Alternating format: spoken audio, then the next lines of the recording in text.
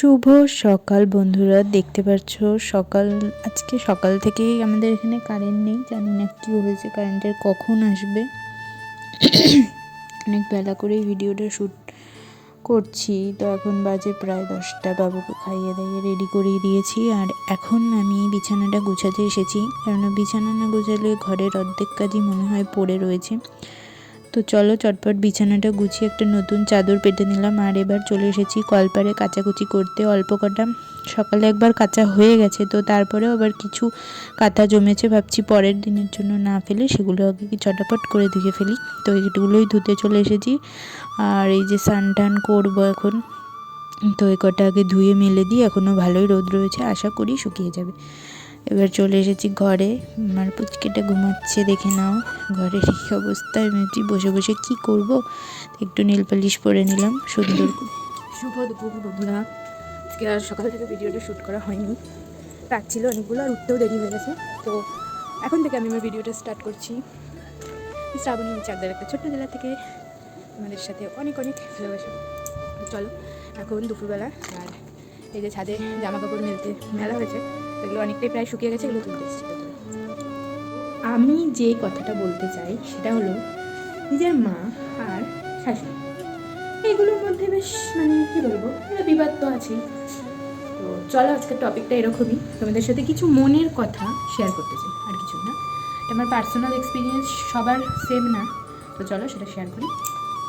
আগের দিনের আমার ভিডিওটায় অনেকেই কমেন্ট করছিলে যে হ্যাঁ তোমার সাথে একদম হয়নি, আর অনেকেই আছে।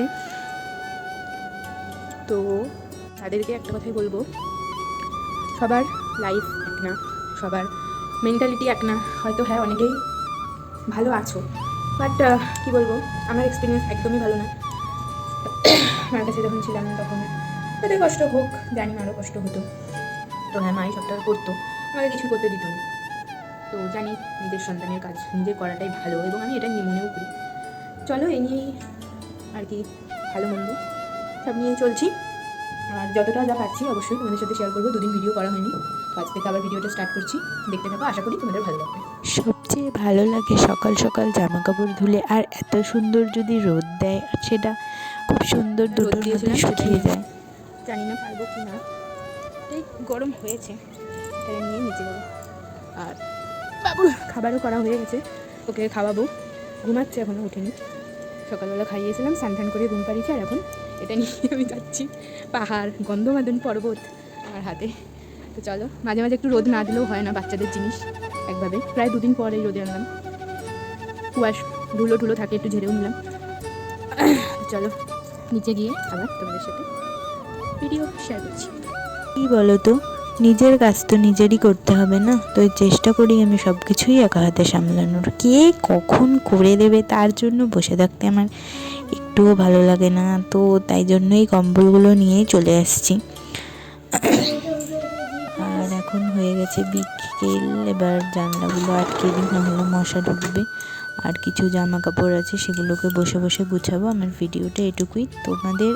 তোমরা কে কোথা থেকে আমাদের ভিডিও দেখছো অবশ্যই কমেন্ট করে জানিও, কেমন লাগছে ভিডিওটা দেখতে সেটাও জানিও। তো টাটা, সবাই ভালো থেকো, সুস্থ থেকো।